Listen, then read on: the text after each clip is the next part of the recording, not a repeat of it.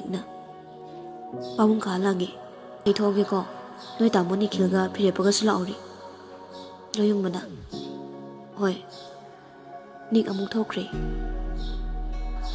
sak khasra phire pana kona tawsibai Nikhilna loyung badi kewina ngamdrino Nickna mabuk nai ye makok su khra ngaw mali Nikhilna adudi hospital da puba yadro Nickna chalaroi fari Nikhilna angang yong na bini Nickna kadara kaino sa khongpoti Nikhilna angang da mai bino Nickna minung si sawbiriwa Nikhilna he atai lairi akoi ni sabi do bo mayum hala zalo message bu thajin sirne phire pana yare ni pa nang lepo ko Nikhilna okay noi she gonam kala male message ka mata thajar re to min lei jakhrage Nickna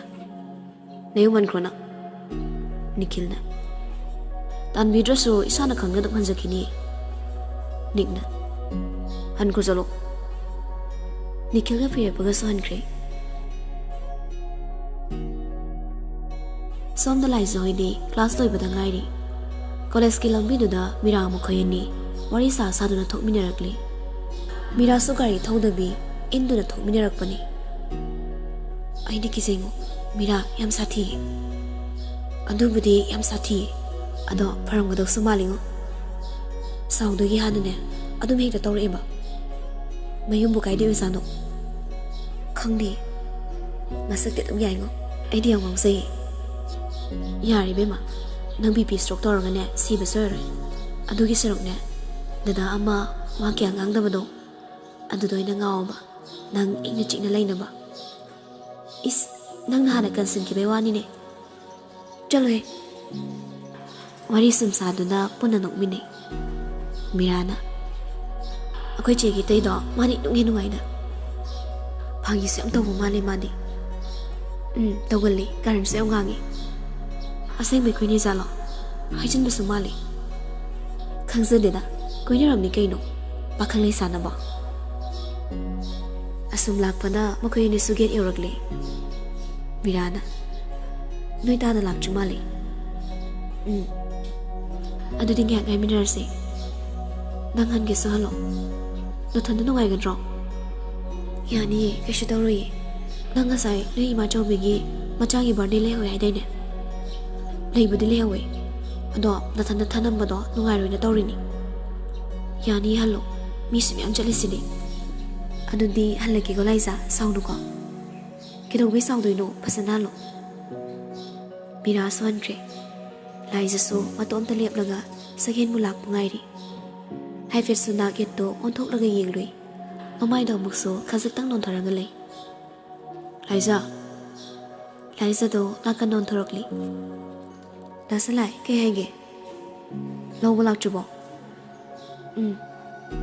ai thin biramuge yarni lo bula ni ado ergona phone toro hango ai di phone pai di ai ngonai toro yarni da salai mama na mani do da onsilaga bai nuini halamo asam no moi ni so hoi wer du na han kre salai matom ta lehori lai su bulo bula pangai bado yaubiri maso lai sana tam na hirakli da salai so halo nupi na thanda kamai lau ge haino lai sa salai da no thatuna haifet yingli amu su tumi leine ngairakli bado so fanadi kushilakli kaidoro bano khangre sakendo ngasiri yaroktre salai khudangi gari do thangatuna yingli Liza tilamugi law pung si thengzile ai buda ke shukai da ba nang nungai ga dro pung thengzilak padu da di Liza su yari salai ma gi gari do mamai lai thokli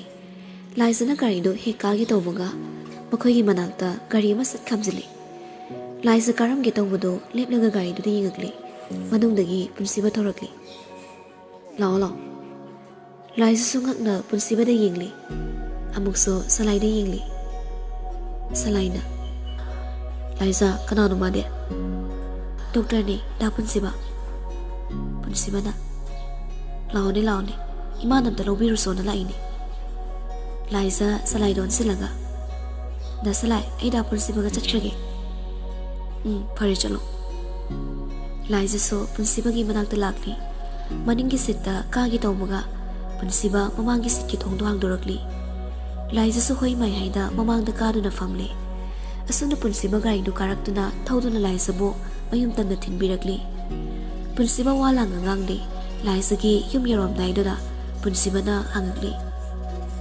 senior ro लाइजा ngakna kaibuno पुनसिबा लाइजादा अमु अंथोरक्तुना येंगक्ली अदुगा मुक्सु अंथोख्रे नुपादो वाइबा पुनसिबना हांगलिबदो सलाइनी खंगनदुना माने senior ni असुना मासु मयुम यौरे लाइजा सो गारिदगी कोमलागा लेप्तुना ले पुनसिबा कुमकलागा चंगो आई चंगरोगी इमादसो चंगक्ट्रेना खरायो हाय तबली गेटो हांगनगा मनु चंग्रे पुनसिबा सो ngahakti leptuna yenghori ima kaigi lo bulaktrino lamida gari do start to highway raktrena sakena phone torong hairi anei chapa khalambane ne imungo punsiba hoigadi kaya sulap na boy trena ne nasal do khra lo biro so na haikibani mana bu hena thuri ai ni kaw khra khalure kedo kaw ni gi chabo chalo yak tang potha jaro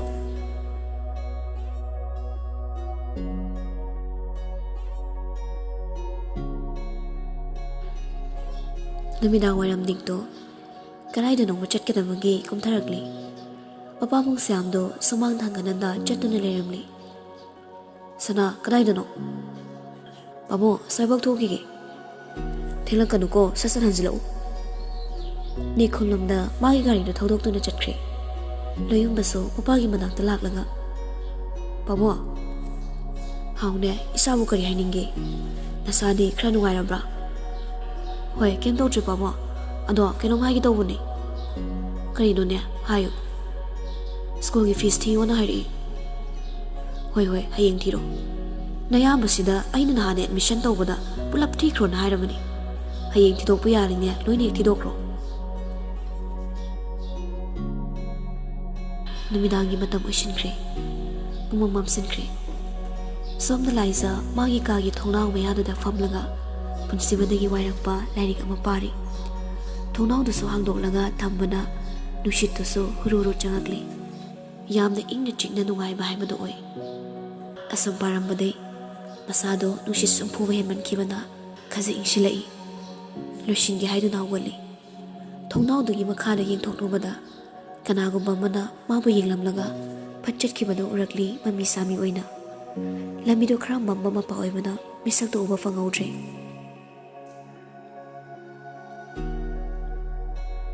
लाइजा मखों मखुद लोइना पुनसिलगा कामना थमली कामनुंगदसो मै थांदे इमममली लाइजा लाउबसु ngamda अकोइबदो Koyna येंगदुना लै तंजादुदा माबु फादुना थमलिबा कादुगी थौनुसु हांगदोरकली नुपा मखक चंगई मकुतसो नोमयमा पाइरी लाइजा मसादो थकथकनिबो मखै याम कीना नुपादुदा येंगली नुपादुसो लाइजागी ममांगदा लैरिबा चेरमदा फमथै याम काकना उपलम marks तो सिलोक थोखरे करीम नंबा मिनोगा मनोलकली लाइजा मिसक तो the पिरोइनना निंगमदना येंगदना ले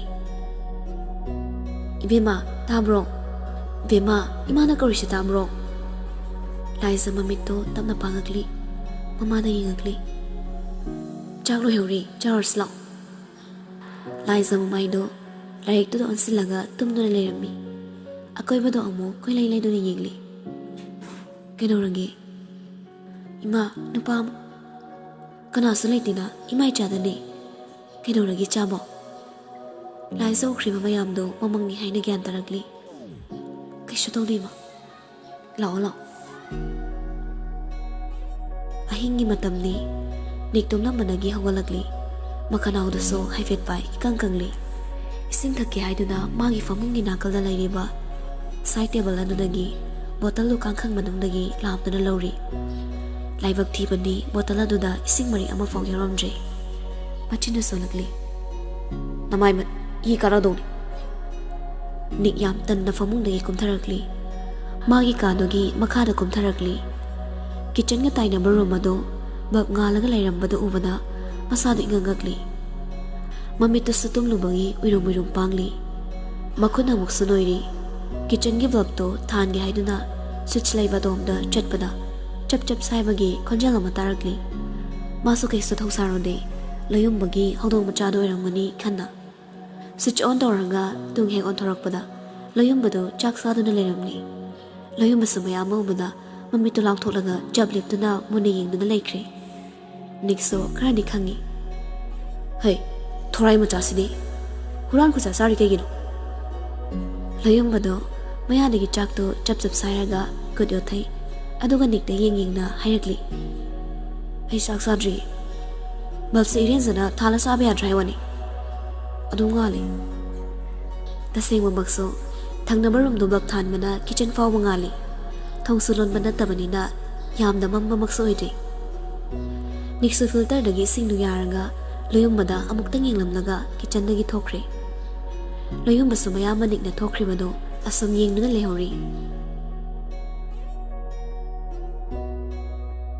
Somda laisadi ahing fana thela fawba tumthaba yaramde.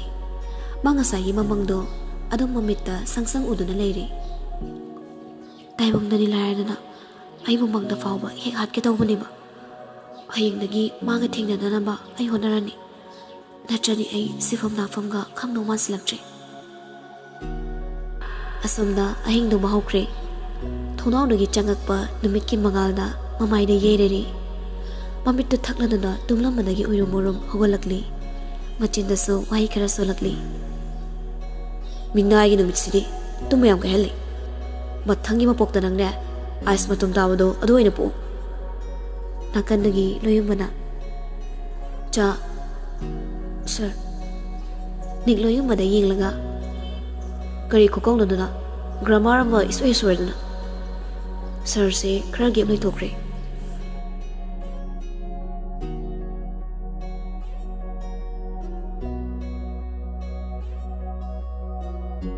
Somna Nikhildo mamit animak mathamaga selute namlaga mamito ishinkidanaba honari.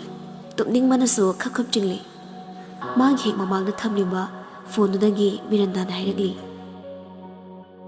Ainu shi haramanina aina haibain bataba. Nikhildo uina bu hanabada Miranda na hairduga tadre. Video call da wari sanabani Miranda na khonjaldo khrakantang hairagli. Tabro Nikhildo ikang khangi. Nakanda ko ying laga. Ha, kari, kana sireba. Ai, kaino, ngarobana. Nikhil Miranda na ying laga. Naisabia, wareba. Mas ay pung bari ni, natra. Nang nasumay nila mamangda famalisa. Ngak tunggeba. Yaroy. Koles ka na ba na, iruluza ka ba ni? Tumning da na ba? Hoy ma, ay wari minanggo. Nushiradi khara waba taba. Nungai na nushinaraga kuina lasting oidana bani. Ito amtani warise nangna wabibra. Nangna nushi haiba natro. Nangna di nushidaba. Nushidi. Aya mama aina mitta fo selote napaga ari parasupo nushidi haiba ngame. Asigi nupise. Thambo yare iruluzaro. Robot nupini na. Miranda call do kakre. Nikhil sa mamita napliba selote tulog thotlaga masado pum na long na hiptakre. Pung di sumausan kre, mapal makay tarak padway na Nikso kolesa na balushili. Magyaw nabi tabaw faw batan di thadok ni. Masam duso haife yung lim ni toli. Perfume daw mo pay kalaga amo ani rakapsili. Pumloy loy makuna color do paraga haife susingkali. Pamung dalay riba adom lakto na makwang da haife kontaraga side table mathak dalay riba. Magi phone do pay katuna pocket do hapchili. Kulang gari do amo lawdo na sisili. Asung na gari so do paraga kaadagi thorakli. Mapabung do chatluki ga hairam naga college tam na lagli. Somdaso laisa college yori. Manahi ngaiba waiting set aduna famduna mirabu lakpa ngairi. Tanja duda salai sumagi ari do thoduna lakpa uri. Laisana masu kaisu kanjilodi chumna sum leplaga lei salai waiting set adugi heng mapada gari do khamsilakli magi bag adudagi box ama langthoklaga laisagi manakta changakli laisa so salai bu haifet yingli muni yinglude gelomda sumthoklaga mirabu lakpra yingli salai box laisa da piraga laisa nang phone pai dai do nungai ta dala ama lerakpani lawshilose laisa ingangangna da salai kaino talle ai phone pai dingdi sum pa phone na bani adora so ai talle se lawshiloba ai ngamoi salai gi anam kan bidu henzilakli laisa gi makutuda pina batarakli laisa so inthokna bon nei matang aduda nikshiyok silakli laisa nikna gari khambado urakli ma tum khasihanki ni khongnai thuna prapap changsilakli salai di tum onthok laibana niklai haiba su khangdi nik salai na paiba laisa da pina bonari ba phone do mana loraga nakan gi dustbin da fatka hunki salai do tunghana onthok tuni yengakli nik oram maduda masu sagalai oi ngasi sunang ai mayokta nikna low haiba yadra khangnadi tokpa yadra adu ikai khangdaba for season araga nangna haiba loi yani khalero ha kharsulem ko doge wala ngang da salai do nikki mamai do da safo kana thinsilakli laisa pakhan hairakli danik da salai adu mai khana bigano nupa ni ma laisa na hai do ta de nik mamai do makona hai fe nali aduga mukso nokfet ka tawrakli khangau de magi khongpak tuna salai gi mathabak tu da khangka kok thei salai so maning khra halaga tai han malai tinik salai tamna lai zan dakso magi maramda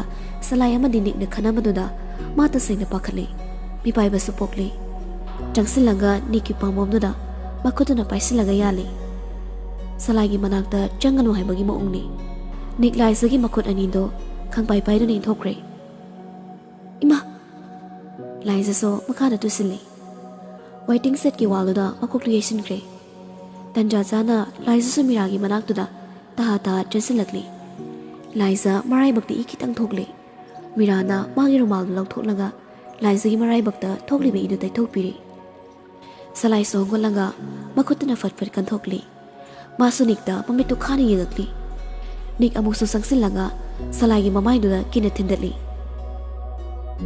salai so mukhanna thingek tawbaga magi makutto maningdagi kanagumamna farakli onthoktu yenglubada fire poiramle fire pana salai gi makutto laithek lagi inki salai maning khra dihalli makuttu na ma fawra mali atopa makuttu na haifet pairi matang aduda magi mamana bani du sihorakli